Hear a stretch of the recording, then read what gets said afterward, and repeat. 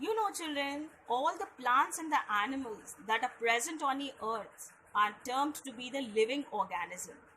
Now, all these living organisms must be made up of something which is very, very small. Have you ever tried to wonder what are plants and animals made up of? So, today in this lesson, children, you will find the answer to this question. What are we made up of? We means you and I. What are we made up of, children? We are made up of something which is so very small that you cannot see them with your naked eyes. Naked eyes means without the aid of any instrument. And that smallest structure of which we are made up of, plants are made up of, all animals are made up of, are known as cell. So in this chapter, we are studying about the cell. Now look at the definition of cell first, children. A cell is defined as the smallest structural and functional unit of life. That means the whole body of a plant and animal structurally is made up of cell, and the cells are also the functional unit. That means they perform the various functions. Now in easy and simple terms, children, you can understand like a building. If you talk about any big building, children, that building is made up of walls. And a big wall or a small wall is made up of what is known as the smallest unit, which is brick. In the same way, the body of all plants and animals are made up of that smallest brick, which we call it as cell. Now, depending upon how many cells make the body of an organism. Now, if they are made up of only one single cell, children, it is known as unicellular. Uni means one. And the body of bacteria and yeast are made up of unicellular organisms. If the body is made up of more than one cell, that means many cells, like your body, my body, we are termed to be multicellular. Coming to the next thing, the cell and the cell theory. Cells, this is important, children, you have to learn it, you underline also. Cells were discovered in the year 1665 by an English inventor and a scientist. He was known as Robert Hooke. He designed a microscope and he observed the different objects under his microscope. He observed a thin slice of cork. Right? Cork you can understand as the material of which the bottom of a shuttlecock is made, children. Or earlier, even in the homeopathic medicines, they were made up of, the stopper were used on those bottles. They were also composed of cork. So if you cut a thin slice of that cork and observe it under the microscope, he observed that it has a small boxes. So he called these boxes as the cells because it is derived from the Latin word which means little or the small rooms. Around at the same time, there was one more person. His name was Antony von Leeuwenhoek. He observed blood, rainwater, etc. under his simple microscope. He found that single-celled microbes in a drop of water. Further, there were many people who did the same research, and there were three scientists in that research. Their names were M. Sheldon, Theodor Schwann and Rudolf Virchow. Together, these three scientists, children, they led to what is known as cell theory. That means they studied about the cell and they gave some more characteristics to the same thing. They led to some more features to the same thing, and their observations were written as cell theory. So what were the points of the cell theory? Let's see that, children. First, all living things are made up of cells. We talk about any living thing, it will be made up of cell. The cell is the structural and the functional unit of life, and all the cells come from the division of the pre-existing cell. That means like from the parents, the babies are, say they are born, they take birth. In the same way, from the pre-existing cell only the new cells are formed, which we call it as the daughter cells also. With the discovery of the electron microscope. Now in the beginning, children, we had a light microscope, and afterwards the scientists and all, they discovered a more improved machinery of microscope which was called as electron microscope in the year 1930.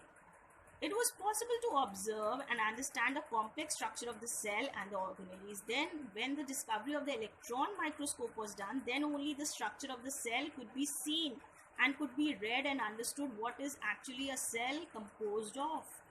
The first electron, this is important, you should know this, the first electron microscope was designed by Noll and Ruska in the year 1932 in Germany. An electron microscope is much more powerful than a light microscope, right? And this electron microscope can magnify the things as much as 500,000 times.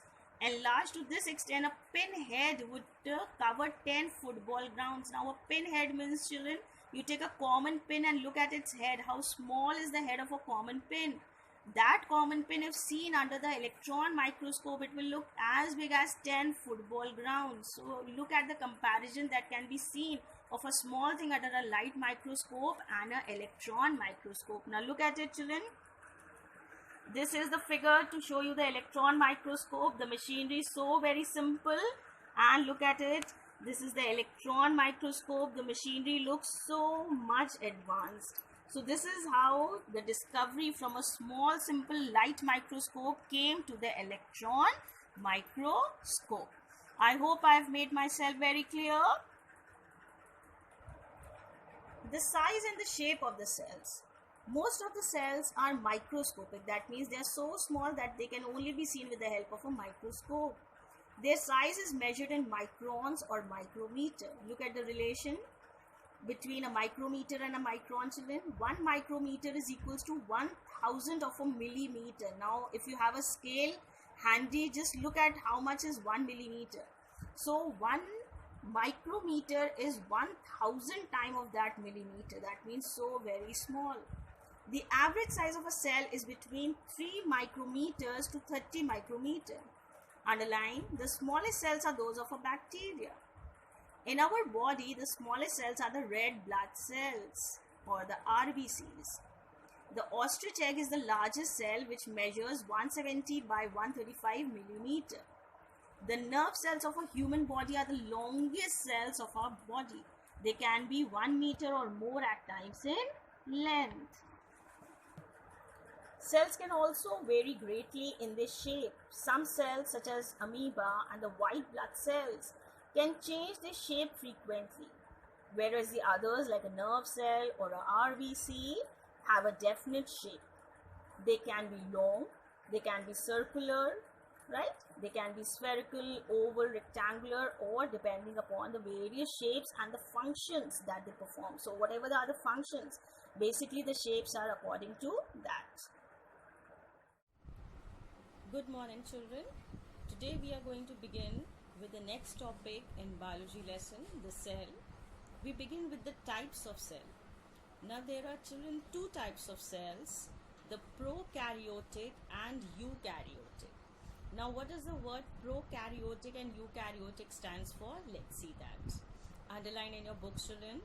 A prokaryotic cell has a plasma membrane. Plasma membrane, you can understand like it's a outer membrane which is present in the cell. That is also known as cell membrane, but it lacks the certain organelles. That means the prokaryotic cell has a plasma membrane, but the organelles are less in number. They are not very properly developed. Okay, now cell organelles, you can understand like, children, in our body we have many organs in our body. In the same way, a cell also has many organs. So those organs, because they are inside the cell and the cells contain them in a smaller, like the size of them is also very small, they are microscopic. So they are known as organelles, not the organ but the organelles. The nucleus. Now nucleus, you can understand, children, like in our body we have the brain. In the same way, in a cell we have the nucleus. The nucleus is not well developed, okay, and it does not contain even the nuclear membrane. That means the nuclear membrane is also missing. Now, in comparison to the prokaryotic cell, a eukaryotic cell is more developed because it has a bounding plasma membrane. That means this cell also has a plasma membrane just like a prokaryotic cell, and has various membrane bound structures. That means the cell organelles are more developed and they all have a membrane that is there present around the cell organelles, right? So this is a primitive kind of a cell that was developed in the beginning, and this is a more advanced type of a cell. So this is prokaryotic and this is eukaryotic. Note, underline children, the primitive nucleus which is not surrounded by a nuclear membrane is known as a nucleoid. You have to learn this term, nucleoid. Okay, in your notebook children, you have to write the definition of prokaryotic cell, eukaryotic cell, and then there are differences given in your book children. The differences between the prokaryotic and eukaryotic, they are very important, and they will be asked on the basis of the features as it is given. Like it will be asked, differentiate between prokaryotic and eukaryotic on the basis of the cell wall. So cell wall, in a prokaryotic cell, it is not made up of cellulose. Cellulose is the name of a material. In a eukaryotic cell, it is made up of cellulose. Endoplasmic reticulum is a cell organelle. This is absent in prokaryotic, but it is present here. Golgi bodies is also a cell organelle. It is absent here. It is present in eukaryotic. Mitochondria children, it is also known as the powerhouse of the cell because all the energy that is required for the cell is made here. So this is also absent in prokaryotic and it is present in eukaryotic. Vacuoles are absent here and they are present here. Now you can see children, as I told you that in prokaryotic cell most of the cell organelles are not developed, and in a eukaryotic cell they are all well developed, as you can see over here. Now the points, I have put a tick over here children. These points have to be written in your notebook onto the ruled side please.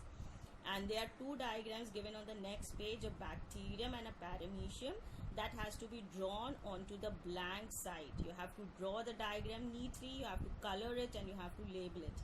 And only use the pencil colors, no sketch pens in your fair notebooks. Okay? Okay.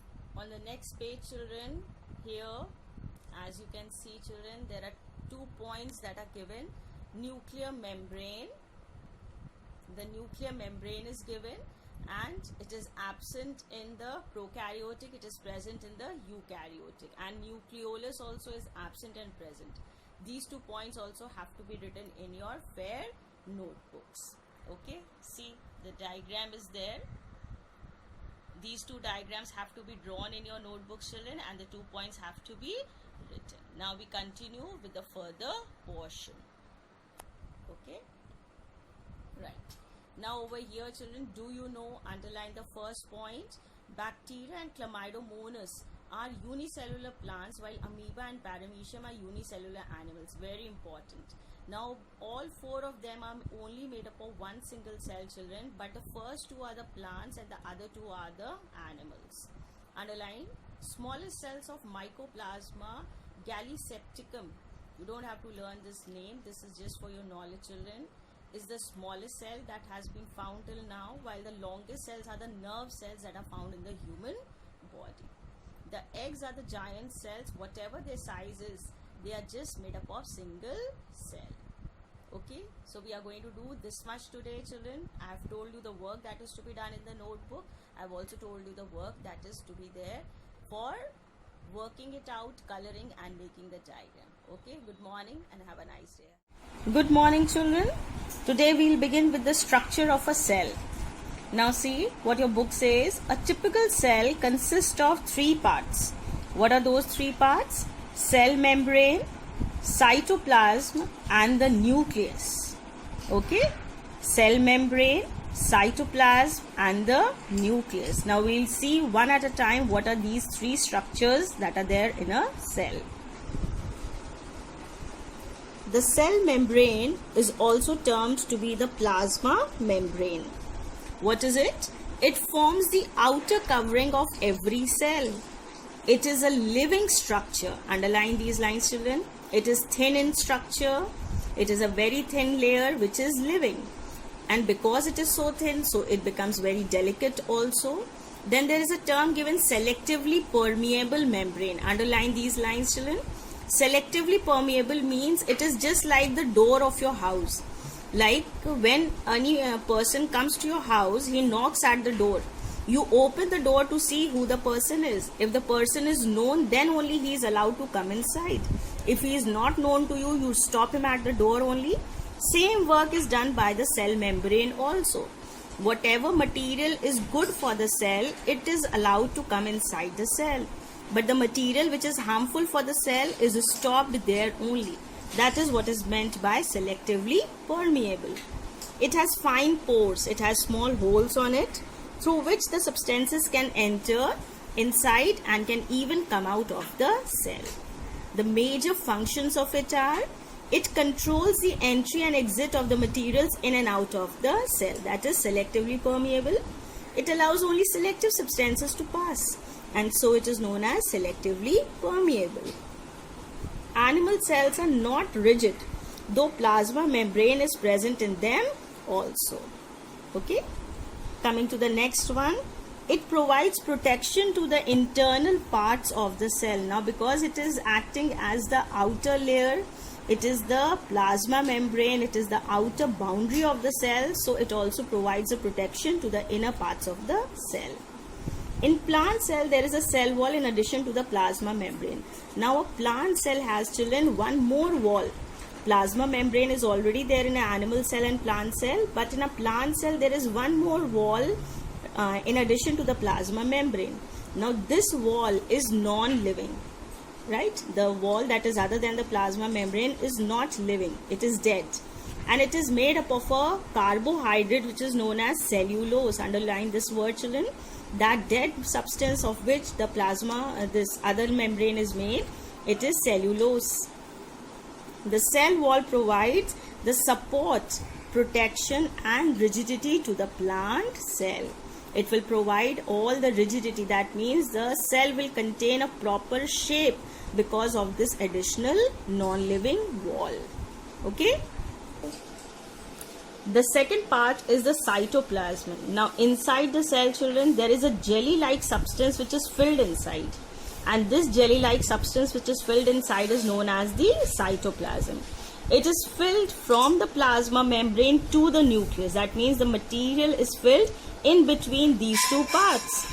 The part of the cell which is in between the plasma membrane and the nuclear membrane is called the cytoplasm. It is jelly-like substance. Okay, underline these lines. And this jelly-like substance contains all the other cell organelles that are present in a cell, like the mitochondria, the Golgi complex, etc.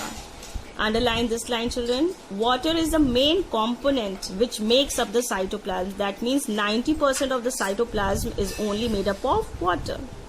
Many chemical reactions also take place in it, and it is the physical basis of all the activities. That means this is the material where all the metabolic activities or all the activities in simple terms you can understand take place in the cytoplasm.